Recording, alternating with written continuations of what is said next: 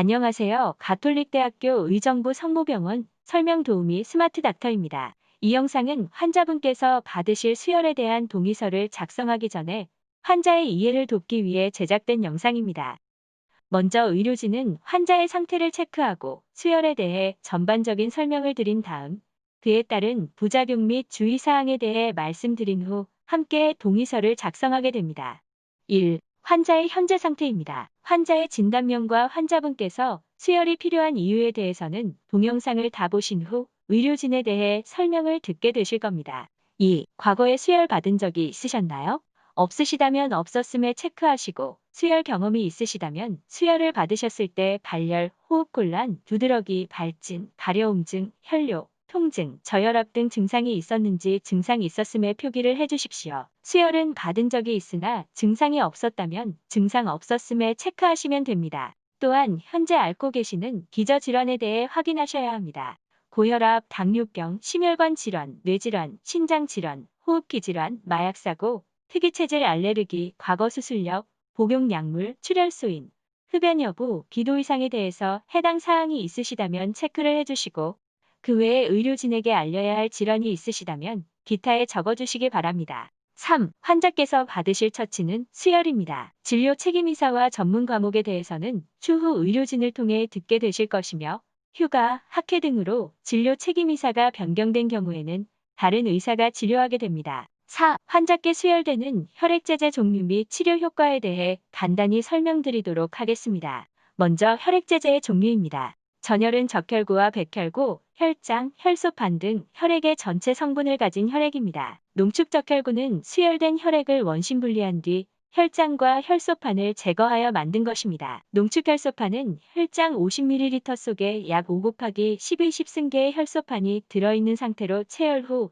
6시간 이내에 전혈로 만들어진 것입니다. 신선 동결혈장은 체열한 혈액을 6시간 이내에 고소 건침하고 상청의 혈장을 분리백에 옮겨 영하 40도 냉동고에 넣어서 동결시킨 것입니다. 동결 침전제제는 얼린 혈장을 녹여 유용한 혈액 성분을 분리한 뒤 다시 얼린 것입니다. 백혈구 여과 제거 적혈구 혹은 성분 체열 혈소판은 말 그대로 백혈구를 제거한 혈액제제입니다. 백혈구가 함께 수혈됨으로써 나타나는 부작용에 대한 우려가 있는 경우 이 제제를 사용하지요.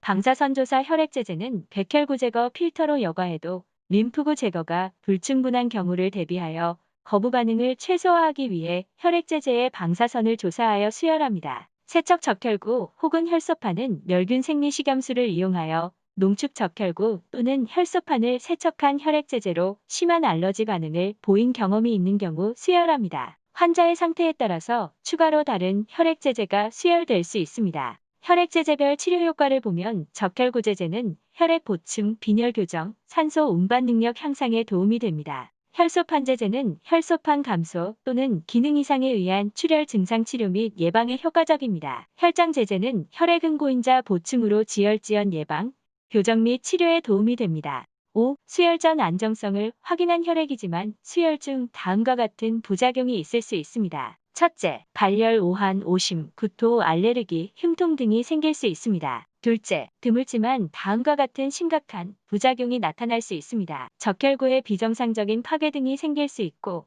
빠른 시간 내에 많은 양의 혈액 및 수액을 투여받은 경우에는 호흡곤란이 발생할 수 있습니다. 면역 반응에 의한 급성 폐 손상이 발생할 수 있으며 가임기 여성에게 발생할 경우 태아에게 영향을 미칠 수 있습니다. 또한 간염, 후천성 면역결핍증, 인체티 림프 영양성 바이러스 등 수혈 전파성 간염 및 기타 병원체로 인한 간염 등에 감염될 확률을 완전히 배제할 수 없습니다. 셋째, 오랜 기간 여러 번의 수혈을 받을 경우 심장, 간 및 내분 비장애 등의 합병증이 발생할 가능성이 있습니다. 그 외 환자에게서만 발생하는 예상치 못한 부작용이나 합병증이 일어날 수 있습니다. 그런 경우 의료진이 인지한 즉시 가능한 처치법으로 신속히 대응토록 하겠습니다. 6. 수혈이 반드시 필요한 상황임에도 수혈을 하지 않을 경우 산소 부족으로 인한 뇌 손상, 심근 손상, 장기 부전, 지혈지연 등 발생으로 심한 경우에는 사망에 이를 수도 있습니다. 7. 수혈 이외에 선택할 수 있는 치료 방법으로는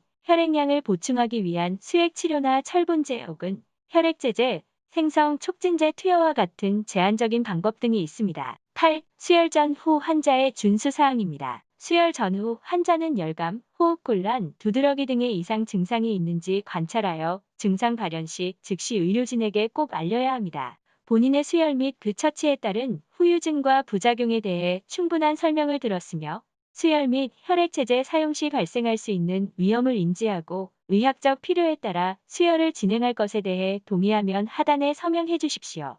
이 영상을 시청하신 후 환자분은 의료진으로부터 수혈에 대한 설명을 다시 듣고 의료진과 함께 동의서를 작성하시게 됩니다. 영상 시청 후 궁금하신 내용이나 의료진의 설명 중 추가 설명이 필요한 부분은 꼭 의료진께 재차 확인하신 후 동의서를 작성하시기 바랍니다.